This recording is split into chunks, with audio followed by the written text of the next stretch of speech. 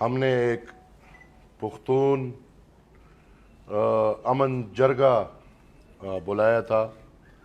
16 اگست کو باچا خان مرکز میں، اور اس جرگے میں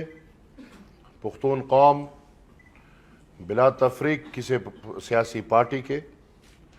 سب اکٹھے ہو کے انہوں نے یہ فیصلہ کیا تھا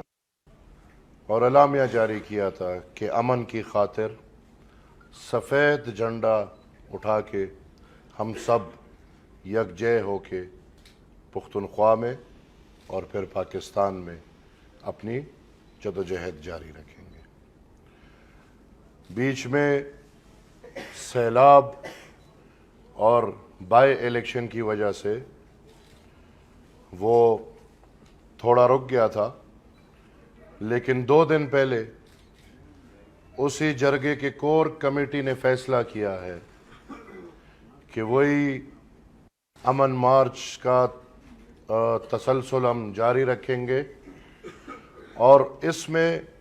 اب پہلا مارچ ہمارا انشاءاللہ 4 نومبر کو